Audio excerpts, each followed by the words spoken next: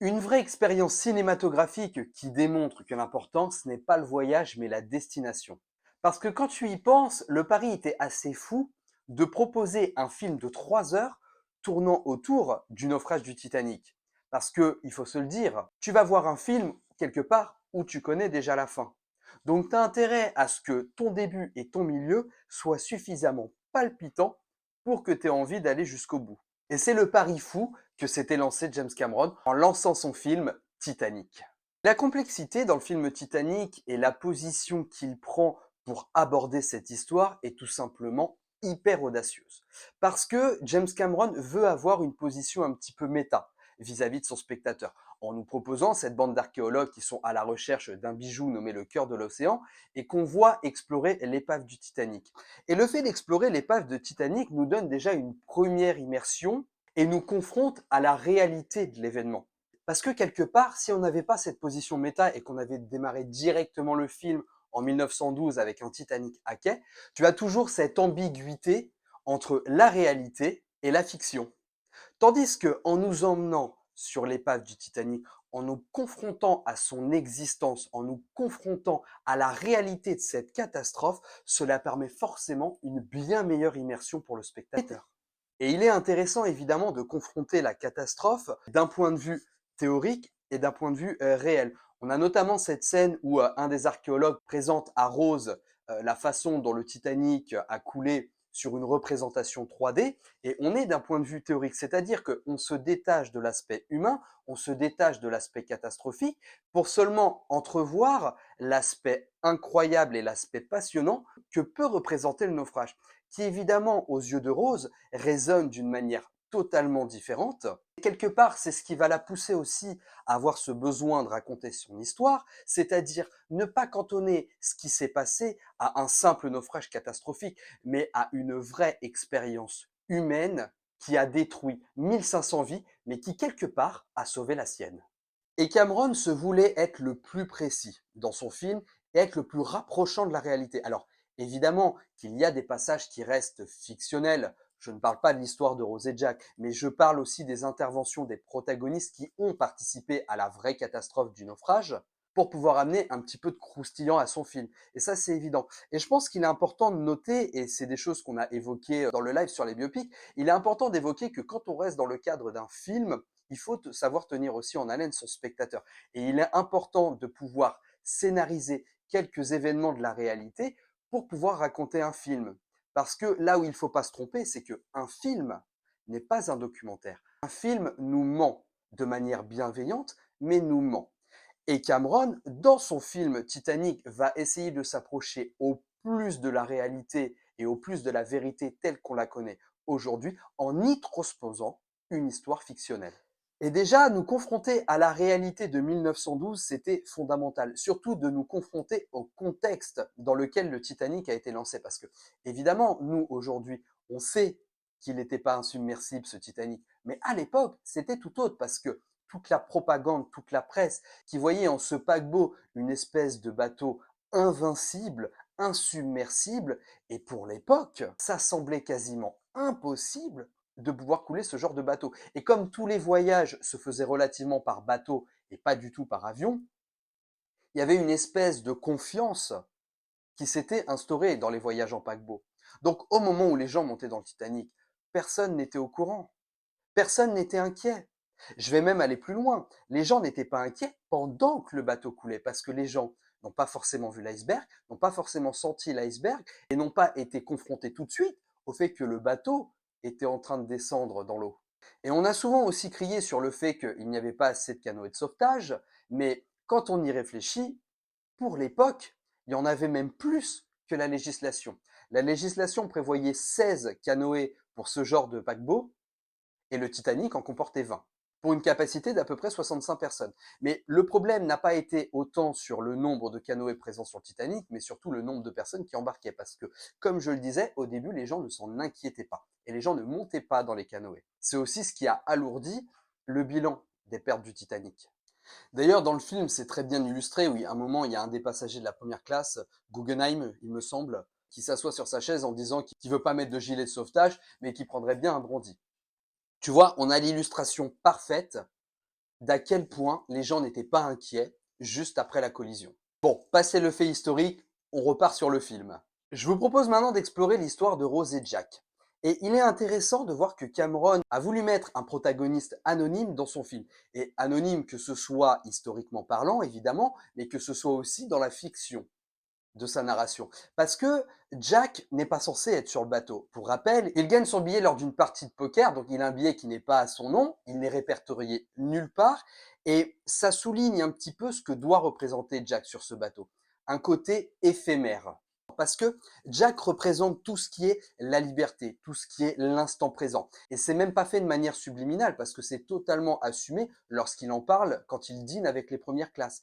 Mais Jack transpire cette notion de liberté, cette notion de laisser aller et cette notion de ne pas envisager l'avenir parce que envisager l'avenir, c'est se rendre anxieux. Le bonheur, c'est maintenant, c'est pas demain.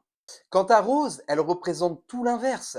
Rose, c'est l'anxiété de l'avenir. Et c'est la nostalgie du passé en même temps, qui est d'ailleurs énormément animée par sa mère. Sa mère qui a vécu dans le luxe avec le père de Rose fait faillite, elle envoie sa fille au casse-pipe pour garder ce confort de vie.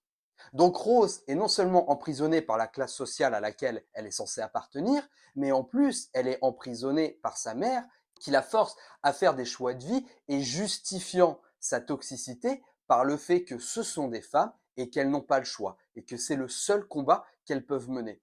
Ce qui est quelque part sûrement vrai pour l'époque. On ne peut pas le nier. Et il est forcément difficile à notre époque de retranscrire cette idée d'emprisonnement de la femme.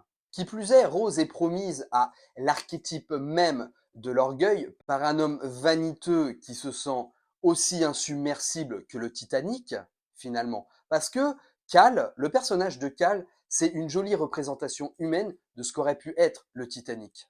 Ce paquebot orgueilleux qui se pensait invincible, insubmersible, qui va couler lors de son inauguration, et Cal qui se pense également insubmersible, qui pense pouvoir avoir qui il veut, quand il veut, avec Rose, va découvrir qu'il n'est pas infaillible en perdant devant, selon ses dires, un rat d'égout.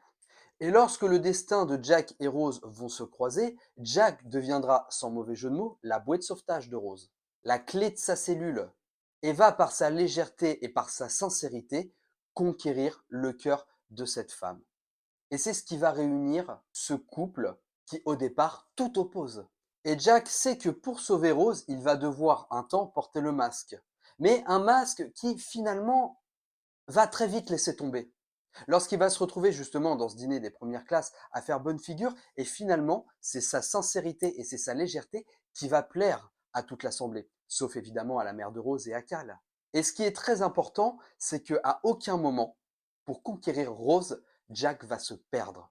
Ce qui va faire de leur relation quelque chose d'hyper sain, avec aucune toxicité, sans forcément savoir à ce moment-là en plus qu'ils vivent leurs derniers instants. Et Jack va surtout offrir à Rose quelque chose de fondamental dont elle a été privée quasiment toute sa vie de jeune adulte, son libre arbitre.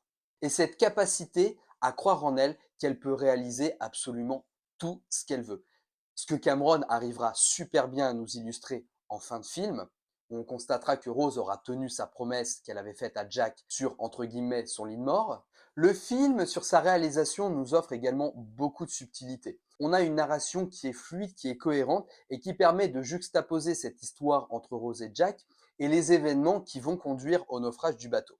Et en tant que spectateur, ça nous permet de vivre l'instant présent tel que Jack l'aurait fait, c'est-à-dire ne pas se soucier de ce qui va arriver au bateau, profitant de l'histoire qui est en train de s'écrire entre Rose et Jack, mais tout en gardant quand même dans un coin de notre tête que le drame va arriver. Et que quand le drame va arriver, comment nos deux tourtereaux vont-ils être confrontés à ça? Et évidemment, ce drame va les réunir de manière beaucoup plus intense, va aller solidifier leur relation jusqu'à la fin. Et ce que j'aime aussi particulièrement dans ce film, au niveau de sa narration, c'est que Cameron ne cherche pas à nous ménager sur les événements du naufrage. À partir du moment où le bateau va rentrer en collision avec l'iceberg, on va avoir les plans qui se juxtaposeront entre le bateau qui est en train de sombrer et les passagers qui essayent de survivre. Et il est vrai que quand tu prends du recul sur les événements et que tu as une caméra en prise subjective où tu fais partie des rescapés dans les canoës de sauvetage et que tu vois ce bateau se lever de plus en plus jusqu'à voir une lumière s'éteindre avec des cris d'effroi, là, tu es confronté aux événements. Et je reviens à ce que je disais au début de la vidéo, c'est que si on n'avait pas eu la position méta d'être confronté à l'épave du bateau, autant te dire que l'investissement émotionnel qu'on aurait au moment où le bateau est en train de couler et s'élève littéralement, je peux te dire que ça aurait été totalement désamorcé. J'en suis convaincu. Et c'est ce qui prouve aussi que James Cameron est un génie. Le souci du détail est fondamental. Et Titanic en est l'illustration parfaite. Et Cameron va encore plus loin dans le fait de ne pas nous ménager en nous confrontant à ce qu'on appelle le syndrome du survivant. C'est quand tu survis à une catastrophe et que tu ne comprends pas pourquoi toi tu as survécu, pourquoi tu as mérité de survivre et pas les autres. Surtout étant confronté aux cris qui s'éteignent au fur et à mesure que le temps passe, mourant de froid dans l'eau, là où un seul bateau va essayer de sauver quelques passagers en train de mourir de froid. Et on peut dire que c'était tout ce que vous voulez, mais humainement, c'était des décisions hyper compliquées parce que les bateaux qui n'ont pas décidé d'y retourner, bien sûr qu'ils auraient risqué leur vie s'ils y étaient allés.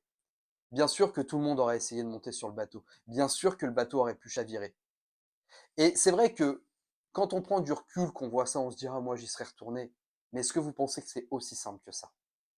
Moi j'en suis pas sûr.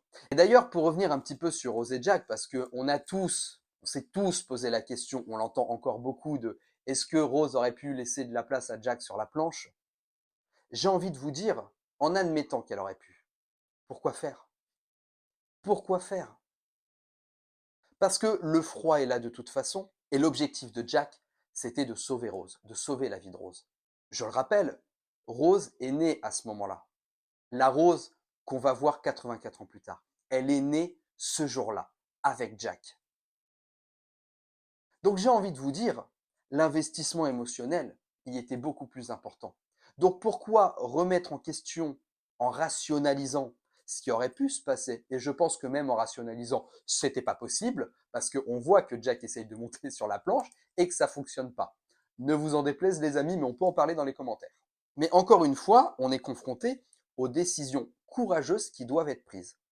Et Jack, cet anonyme qui n'avait absolument rien à faire sur ce bateau, a été un des protagonistes les plus courageux pendant la catastrophe. Et il est intéressant de noter que pendant le long du film, on va faire des retours avec les explorateurs qui écoutent l'histoire de Rose. Et on va sentir, encore une fois, un investissement de plus en plus intense de la part des explorateurs. Quand tu as un d'entre eux qui dit oui, le capitaine Smith, qui a la signalisation des icebergs dans sa putain de main, pardon, dans sa main, enfin, vous voyez de quelle scène je parle, l'investissement prend du galon petit à petit.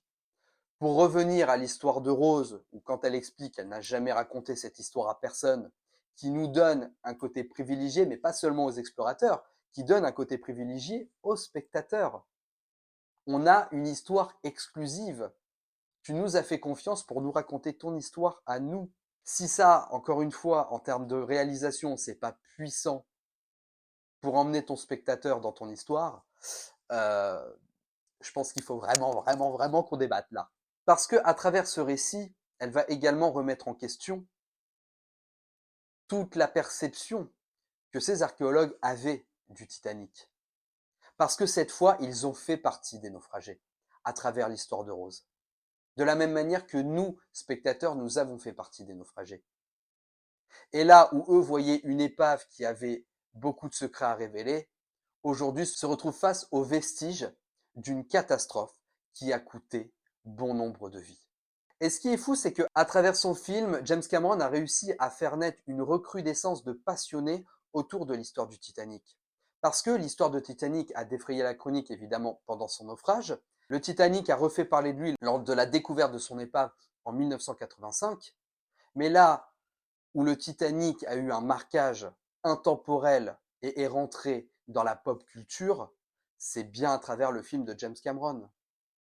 Et pourquoi on parle encore aujourd'hui du Titanic? C'est grâce à lui. Il a d'ailleurs fait un documentaire qui s'appelle Les fantômes du Titanic, qui est super intéressant, et je vous conseille fortement de voir si vous ne l'avez pas vu. Pour conclure, ce film a marqué le cinéma du monde entier. Alors je ne parlerai pas des 11 Oscars qu'il a reçus et de l'acclamation, de l'accueil qu'il a pu recevoir, mais ce film nous transpose face aux responsabilités humaines et à l'orgueil qui en découle et qui peut créer des catastrophes inconsidérables. Parce que Titanic, c'est devenu une espèce d'héritage universel. Et absolument personne n'est passé à côté de cette catastrophe. Alors, 80% des gens, évidemment, par le biais du film. Et même encore aujourd'hui, on y est confronté avec ce sous-marin qui a implosé en voulant rejoindre l'épave. Donc le Titanic marque un patrimoine. Et le film de James Cameron est la meilleure illustration qu'on ait eue à ce jour de cette tragédie. Voilà, c'est tout ce que j'avais à vous dire à propos du film Titanic. J'espère que cette review vous aura plu. Si c'est le cas, n'hésitez pas à la liker, à la partager. Dites-moi évidemment dans les commentaires ce que vous avez pensé du film. Et si vous voulez soutenir la chaîne, le lien Tipeee est présent en description. Vous pouvez également devenir membre premium et avoir du contenu en avant-première. Et surtout, pensez à vous abonner pour ne pas rater les prochaines reviews. Sur ces bonnes paroles, moi je vous laisse. Ciao les amis.